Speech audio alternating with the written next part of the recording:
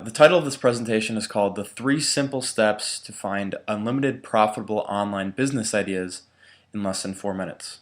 A few things that you're going to learn inside this presentation are, number one, how to come up with unlimited profitable online business ideas that can maybe help you quit your 9-to-5 job. Number two, how to test your idea before you sink a dime into your new business. Also, I'm going to show you a way how you can get up to $200 in free ads.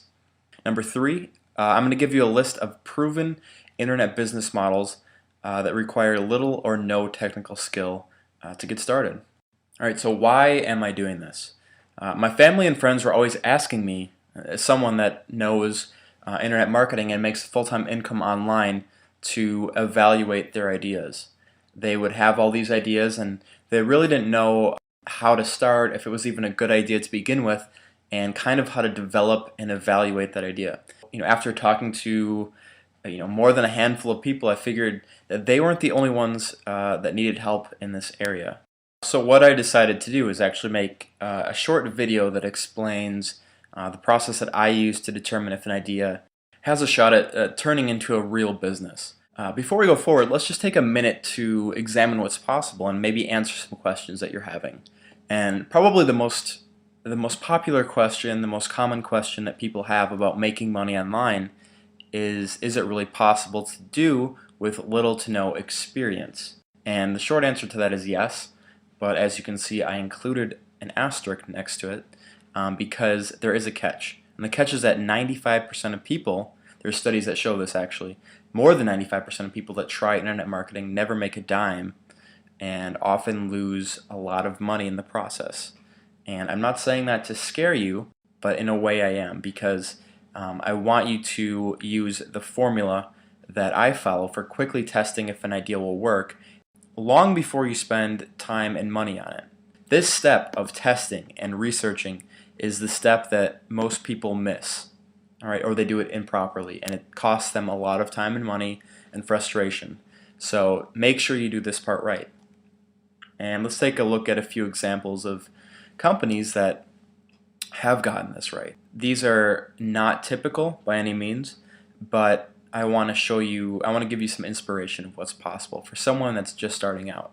Okay, so the first example is a company called Dodo Case. I'm actually not sure if I'm saying that right, but it's basically a case for an iPad that looks like a book, or it looks like something else. It disguises your iPad in a sense. And this company was started a little while back, and in the first few months they've actually did over $1 million in revenue.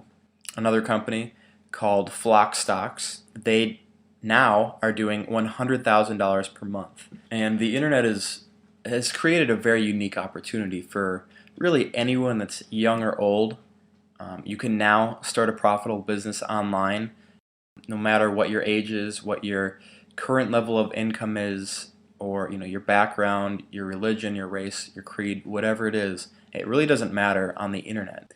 Anyone nowadays can start a legitimate online business that helps people if they follow a proven system.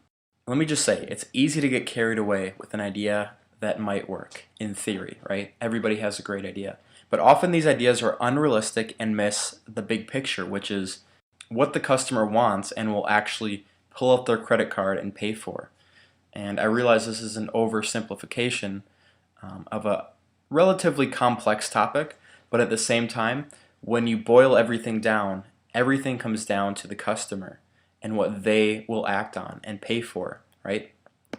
So, the 3 steps to developing your idea and testing it to see if it actually could turn into a viable business are: step number 1, does your product solve a problem or fill a need? Okay, so ask yourself, are people actively looking for a solution to this problem?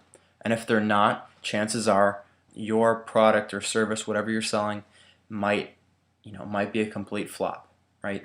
And there was a quote by Zig Ziglar, right? And he said, if you help enough other people get what they want, you will eventually get what you want. And that's so true in the world of marketing. Everybody wants to convince other people of their great idea, when in reality the best strategy here is to go out and figure out what people are already searching for, what they already want, and then figure out a way how to help those people solve their problems. The three categories that I always start with when I'm identifying a niche, and this is especially helpful if you have no idea with the idea of the business that you want to start, you can start here. Start with the big three. And as you can see from the slide, those are the broadest categories, right? For example, in health, you could break that down into mental, physical, emotional categories. And you could go even deeper than that. For example, under physical, weight loss, muscle, training for marathons, those are all sub categories of the health, the big health category. And from there, you can even break it down even further, right? You could keep going. You could design, weight loss products designed specifically for women in their 40s or women after they've had a baby or whatever it is, right? So if you're confused on where to start, or if you want, to work within what's called the big three, often in the marketing industry, the three biggest categories are health, wealth, and relationships. Step number 2. Before you make the investment, the mistake of investing thousands of dollars, you need to make sure that you actually have a viable idea. And this is something that, a mistake that I've made on more than one occasion, mainly because I was too eager to get my product out there because I was convinced that it was going to work. But if I had just done my research, I would have saved myself a heck of a lot of time and money that I could have been focusing on other products or services.